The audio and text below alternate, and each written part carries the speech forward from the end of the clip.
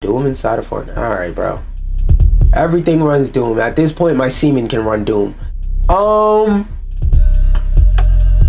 Before we even read this article, I'ma just queue up the what the fuck is wrong with y'all? Because this title is crazy about how the Final Fantasy director Yoshi P has threatened legal action against, air quotes, stalking mod. Now I don't know what this means, but like I said, we're gonna pre-queue up the what the fuck is wrong with y'all. We gonna hold it, we'll put it in my pocket, and we gonna see. We gonna see. The mod named Player Scope allows users to track specific player data of anyone in the vicinity of the person using it. This information is then sent to a centralized database managed by the mod author, no matter if you are looking at a specific player or just happen to be around other players, and tracks the information that players would usually not be permitted to see via in-game tools. So niggas is stealing game data? Like what specifically is that doing? Like, can a nigga go and corrupt my data? Like, what's going on? Specifically, the mod offers information on content ID and account ID, which can be used to track players across characters. This was done by manipulating the content ID system introduced in blah blah blah blah blah. The only way to prevent your account data from being scraped by the tool is to join a private Discord channel for Player Scope and opt out. So basically 9 times out of 10 people playing this game are gonna have their data finessed and not be able to opt out, because I always want y'all to know. I always want y'all to remember. Cause I always see more and more articles and Zeets and Tiki Tooks and Red Notes now and Clappers all the time, but like the next generation don't know how to use technology, bro. Because like you would think that because they use technology all the time, they would have some idea of how it works. But I think of it like we all have that one person that has been playing games for years of their life, yet you give them a controller and tell them to play a certain type of game that they're not used to. They just can't pick up on it, even with all the obvious button prompts right in front of their face and all the information right there. They just can't pick up on anything. So it's like, you gotta remember, a lot of people have a $500 to $1,000 supercomputer that 20 years ago would have cost like $4,000 or $5,000 to have this same amount of computing power. Actually, it would have cost more than $4,000 to $5,000, because now we have access to whole AI databases. That's an assistant. So that's like 100,000 right there, because if you would have had a physical 20 years ago, there was barely Google. So you would have had to have a physical assistant go to a library.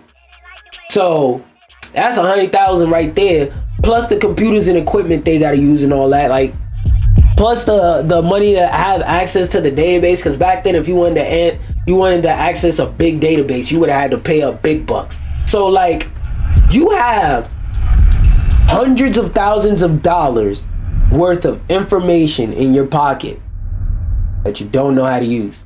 Think about that. That's number one. Number two, reason why I mention that is because there's probably a lot of people on this game getting their data scraped that have no idea they're getting their data scraped to even opt out. And even if they knew, they still wouldn't know how to opt out. Because the amount of times I've been talking to my friends that like should know how to use a computer, because all they do is spend their time on it, like, you know, all Gen Zers, because that's the world now. They don't know how to use computers. I be like, hey, hop in the Discord. I be telling some of my more casual gaming friends, like, hey bro, hop in the Discord. I don't know how to use Discord. Okay, I'll teach you. What do you need to know? Oh, I don't have a Discord account. But you got a Facebook account. But you got an Instagram account. You got a TikTok account. Red Note just came out. You know how many people signed up for Red Note? You got a Red Note account. So it's like, y'all got all these other different types of accounts on all these websites. But I asked you to make a Discord account so that we could play the game with clear audio.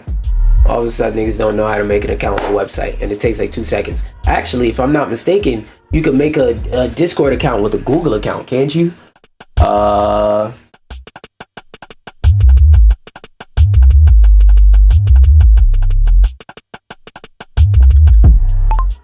Please tell me if you could use a Google account to make a Discord account.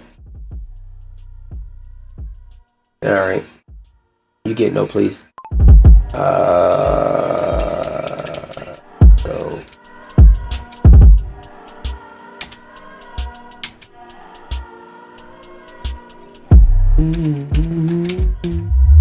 Nope, that's way too early.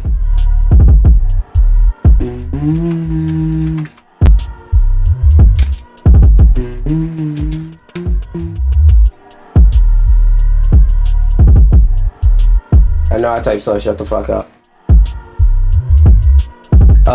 Okay, they don't have the sign in with Google option, so I'm wrong on that, but still. That's another thing. Y'all got a Gmail account. All the motherfuckers got iPhones, y'all got iCloud accounts, but y'all niggas can't make a Discord account. So my point in all of that is saying, like, there's a lot of people who are gonna get their data scraped, and I just see this word right here because I was just about to say it, privacy risk. They're about to get their data scraped and their privacy violated, and they're not even gonna know it, and a lot of them are gonna be too ignorant to do something that takes 15 seconds to cut the shit off. Oh, you know what's another thing I realized? This violates COPPA, because there are probably people on Final Fantasy 14 under the age of 18, and COPPA rule says you can't collect data of people who are under 14, who are 14 or under. It's either 14 or 13 and under. Chat, this nigga might get cooked. Chat, this nigga might get cooked. Several weeks ago, oh wait, no. Theoretically, every single who is not in a channel is having their data scraped. Obviously, this is a significant privacy risk, and the community has been vocal in its response. The purpose is obvious: to stalk people, one commenter noted on Reddit. Several weeks ago, the mod author posted on Discord that the plugin was found on GitHub, which led to an explosion in popularity. Okay, so I see what it is here. So what he's doing is called the nuh-uh game. What the nuh-uh game is whenever somebody tries to make you accountable for something that's your fault, you go, nuh-uh, it was already possible to find. Think of it like an easy example is like when people start telling somebody's business, like a Trap Lord Ross. Like when people used to get mad at Trap Lord Ross, saying like, hey man, you're exposing all these street dudes, legal beefs and stuff like that out to the whole streets and out to the whole world. And he used to be like, nuh-uh, all of this information is on Google. All of that information was not on Google. Even though he was telling the truth and he was just like doing it for historical documentary type purposes, all of that information was not on Google, my nigga. Anyway, he does specify whenever his information is shaky though, so journalistic integrity is intact for him, and I give him credit where it's due, but you're not slick, nigga. He's not Vlad, but he's terrible up. Vlad, no, you're getting locked up. Him, it's like he ain't gonna talk about the shit unless it already happened, but come on, my boy. Anyway, back to the point. Several weeks ago, the mod author posted on Discord, no. Player scope has now been removed from GitHub. I would imagine so, because it's basically like hacker man shit. But it was allegedly mirrored on similar websites, Gitera and Git It. What the fuck is that? Gitflick? Again has verified that a player scope repository no longer exists on either alternative platform as of the time of this writing. And let's see. Yep. Has been disabled. Access to this repository has been disabled by GitHub. I didn't read the rest of that, but I don't think I really need to. Theoretically, the mod could also be circulating in private communities. Yeah, that's usually what happens with things like this. Like, for example, there's people who are stupid enough to sell like their old phones and stuff like that with TikTok on it, because there are dumbasses who deleted TikTok because they couldn't get it back off of Google Play and all that, and they talk about, oh, I want to get TikTok back. So they're, instead of just going and downloading an app package, also shortened to be known as an APK, or I think it's .ios. Yeah, I think it's a it's a different because .mac is the computed version. That's a different package type. But basically, like the APK version for iOS. Instead of downloading the app through like side loading it, they think the only way to download the app is the App Store or something like that. And it's like, oof. The amount of people that, like I said, carry around $1,000 supercomputer in their pocket and don't know how to use it. Anyway, he has now, the Yoshi P has now issued a statement on Final Fantasy's behalf regarding third-party mods, clearly referencing the emergence of player scope. The statement reads as follows: "We have confirmed that there exist third-party tools that..." Wait, hold up.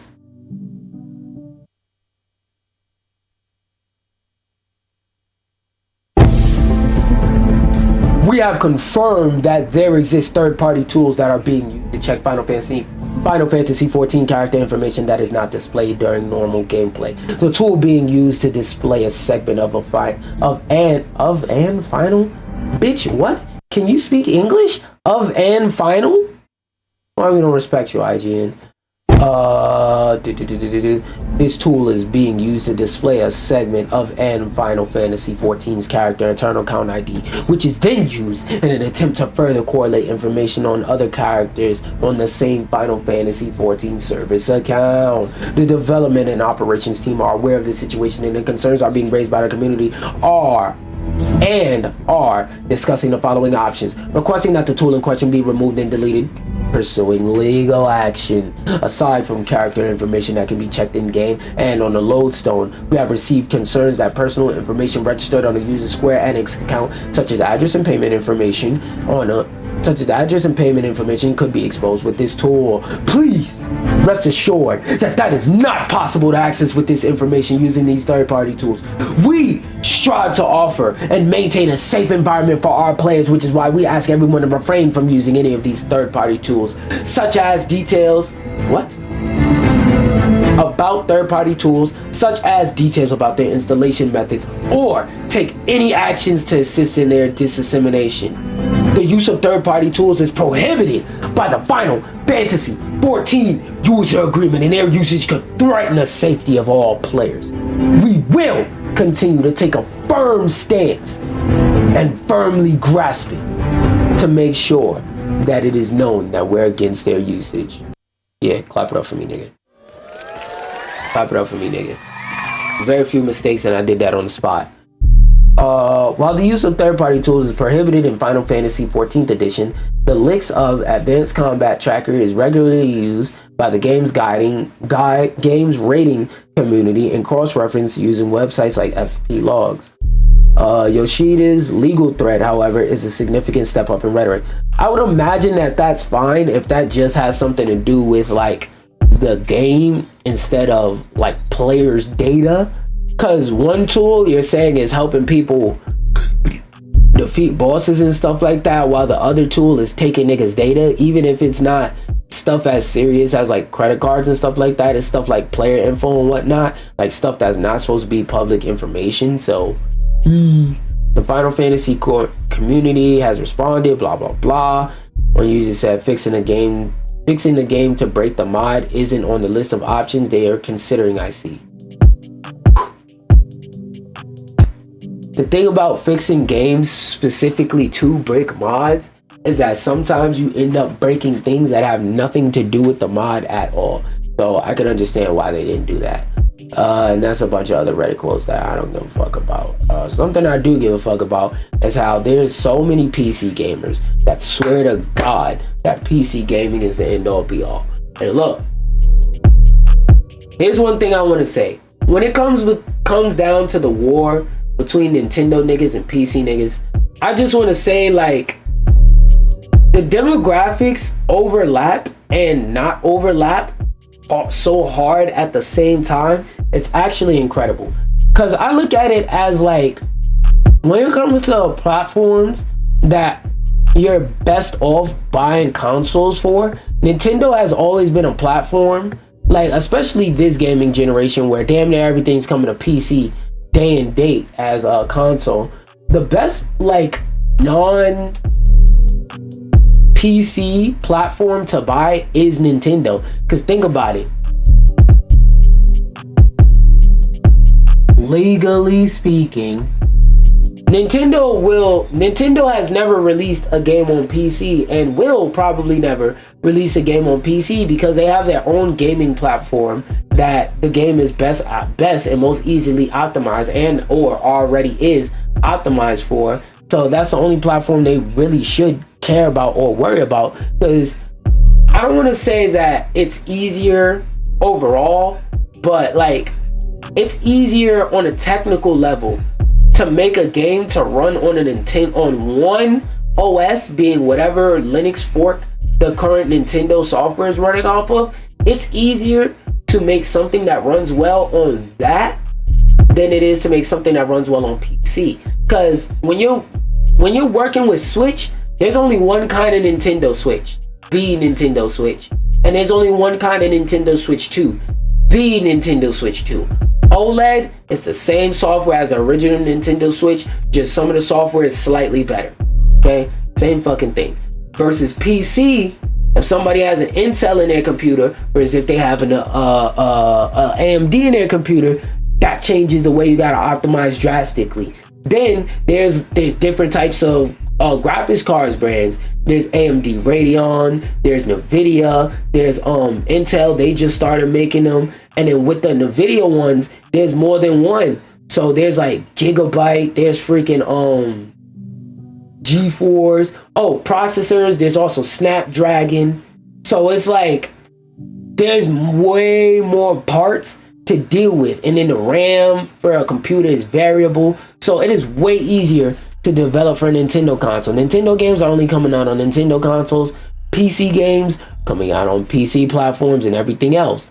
But the reason why I'm bringing this whole topic up is because I don't see why the Switch 2 would be hurt by Steam Deck. I mean, the Switch 2 would hurt Steam Deck sales, because these are two different audiences, you know? Like somebody who would buy a Steam Deck wouldn't buy a Switch, and vice versa, because somebody who cares about playing Mario is not buying a Steam Deck.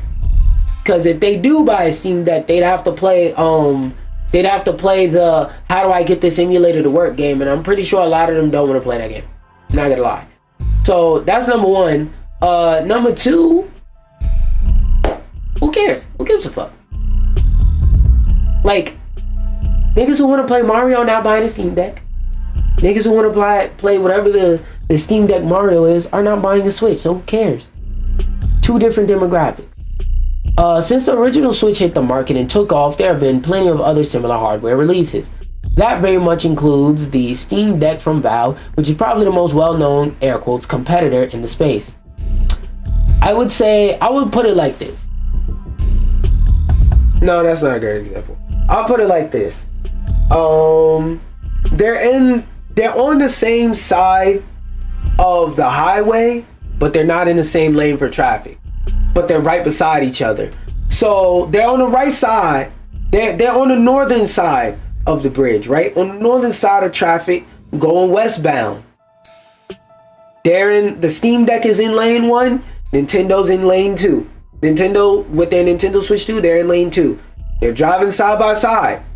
One of them isn't in front of the other or behind the other. They're side by side, because their demographics are different enough for there to be little overlap for it to be effective enough for some shit like this to be significant.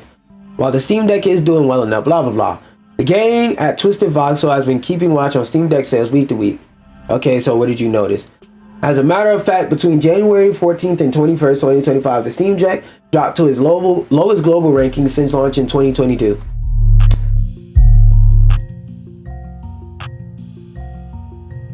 So, as a console or a piece of hardware's lifespan goes on, the amount of people buying it naturally drop, right? That's number one. Number two,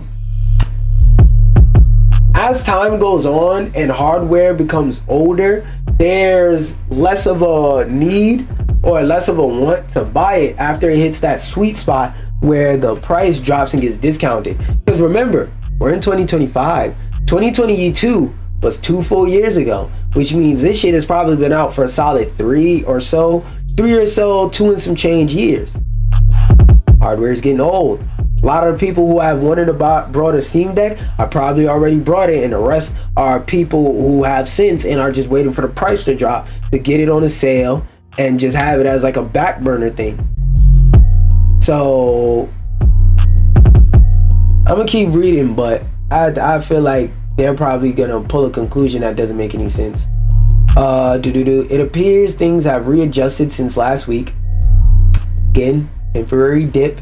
It is January, and you know when January is? That's right, after December. You know what's in December in America? Christmas. You know what Christmas is? A highly commercialized holiday that a lot of people spend money for.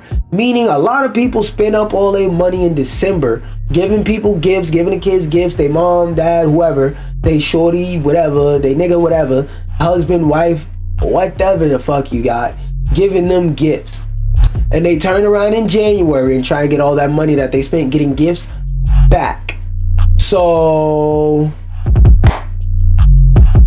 I don't understand what's the issue. I don't understand why y'all came to the conclusion that the Switch 2 reveal hurt Steam Deck sales. I think what they're doing is they're reaching into a hat and they're pulling out pieces of paper and they're putting it on the table and they're drawing conclusions based off of their imagination, because there's like I don't see any prior indication of this. Something I did have prior indication of was that Infinity Nikki was a gotcha.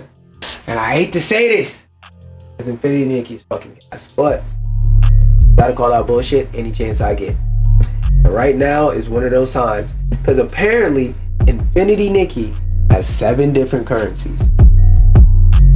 Now when this game came out and I said this game is free to play, I said this game is some old bullshit. When it comes to the free to play part, this game better not be some old bullshit. Looks like they are. They have Bling, Diamond, Stellar Bright, Resonite Crystal, and Revelation Crystal. That's 5. Did they not say 7? Yeah, where the fuck is 6 and 7? So they got Bling, Diamond, Stellarite, Resonite Crystal, Relation Crystal, Tranquility Droplets, and then Surging Ebb. I just gotta point this out because of like all the stuff, all the shit I talk about different companies engaging in dark patterns to try and trick people into buying stuff. I just have to mention it. Infinity Nikki, is the gameplay gas? Yes, but it is a gacha game at the end of the day. You know it isn't a gacha game at the end of the day? Burger King hiring a Whopperology.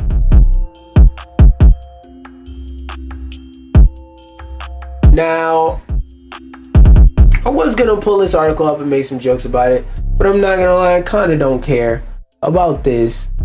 I don't care. Oh yeah, I just wanted to bring this up to make fun of Elon Musk and put y'all on the game.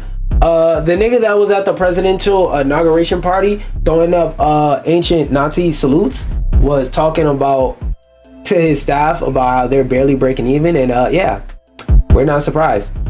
When Twitter was getting sold, everybody knew that the fucking platform was gonna go broke, because for those of y'all who didn't know, before this dusty ass, racist ass nigga who benefited off of apartheid directly, which if you don't know what apartheid is, especially if you're a Negro watching my content, you need to go do your fucking research. But what you call it? What was I saying? Before this musty ass nigga brought it, one of the few platforms to actually not be going broke was Twitter. The other one was Snapchat. YouTube, even though it's one of the bigger platforms, YouTube, to explain it in short, the reason why Google still has YouTube isn't because YouTube makes money, it's because YouTube prevents other people from making money. Think of it like this.